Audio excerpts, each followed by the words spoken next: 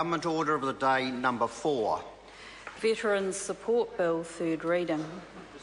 The Honourable Michael Woodhouse. Mr Speaker, I move that the Veterans Support Bill be now read a third time. It's with a sense of both accomplishment and no small amount of relief that we come to the end of what has been a long journey. Some would say too long, but I make no apology for the need to take care in getting the rewrite of such an important piece of legislation correct. I want to thank the parties in this House for their strong support of the bill. The Social Services Select Committee, ably led by firstly Pesata Sam Lotuenga and Melissa Lee, my ministerial predecessors, Barker, Collins and Guy, who all made important contributions, and to officials of Veterans Affairs New Zealand, NZDF, MSD, ACC and many others who worked incredibly hard and helped bring us to this point. I especially want to thank those individuals and groups in the veterans and wider community who were involved in the development of the bill, particularly the Royal New Zealand Returned and Services Association. The bill continues a tradition of support for veterans dating back to 1866, when the first veterans legislation was introduced. Such support is never without its tensions. This country has a proud legacy of support, but we don't always agree with one another or with the veteran community about the manner and extent of that support. Indeed, as far back as 1928, the then Minister of Finance was reported in the Star as saying that, quote, when one amends the war pensions legislation, one is likely to be shot at from all directions. Perhaps an unfortunate metaphor, but I understand the sentiment. This bill will maintain the key foundations from previous veterans legislation, including the principle of benevolence. Service eligibility criteria will remain the same, and all deployments currently covered under the 1954 Act will remain covered. The bill establishes two schemes. Scheme 1 will cover veterans who served from the Second World War through to and including the Vietnam War. Scheme 2 will cover veterans who have served since 1 April 1974. The bill adopts the Statements of Principles, or SOPs, made under the Australian Veterans Entitlements Act 1986 as the main reference point for deciding claims. The SOPs are comprehensive, based on robust international medical and scientific evidence, and will introduce much-needed certainty into decision-making. Scheme 1 is based on entitlements available under the 1954 Act with some improvements. Veterans will continue to receive periodic disablement pensions for impairment. Veterans who are under 65 and unable to work will now have the option of receiving weekly income compensation at 80% of the average wage. The entitlement payments of veterans receiving support under the 1954 Act will not reduce. Scheme 2 is based on entitlements available through ACC, with additional top-up to recognise the special nature of military service.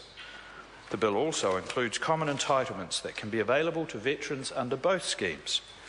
These include a modernised approach to rehabilitation and continued access to medical treatment for service-related impairments.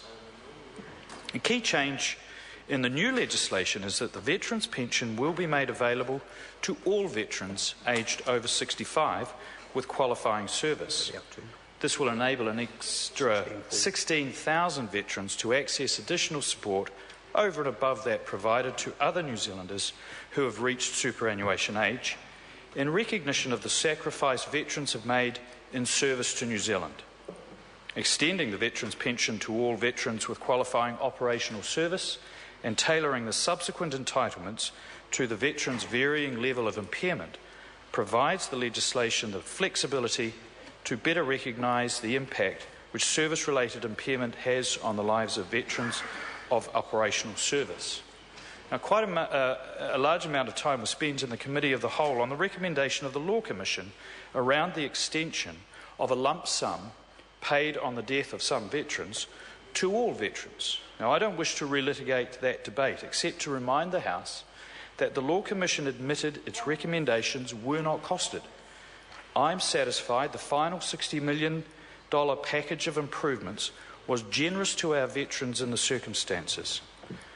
I also would never consider a payment to further veterans after they die, while at the same time quietly planning to increase the age of entitlement for veterans' pension from 65 to 67.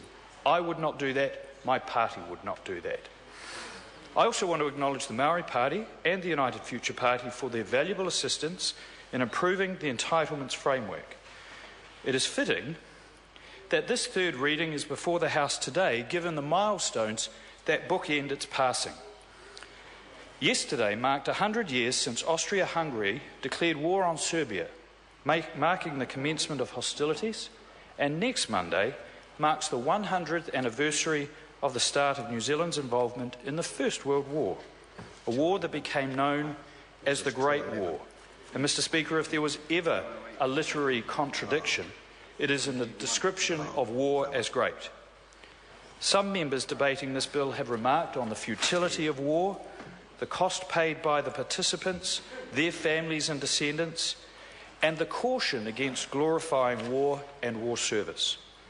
I agree with many of those sentiments, but I don't believe that we need to glorify war to honour those who participated. We honour them in many ways, and this bill, when passed, will be another important way to do so. In introducing the bill at first reading, I referred, as many others did, to the silent sentinels that surround us in this House, the names of the theatres of war in which New Zealanders honoured us with their service and sacrifice: Gallipoli, Passchendaele, Somme, Casino, Korea, Vietnam, and many others. Sentinels that remind us that the freedoms we enjoy today are all too often forged in the fires of conflict, a constant reminder of the human cost of the decisions we make to send our people into harm's way in defence of those freedoms. We owe it to them to support our veterans and to always remember them. I commend this bill to the House. The question is that the motion be agreed to. The Honourable Mr. Speaker, this bill that is about to pass into law after its third reading is completed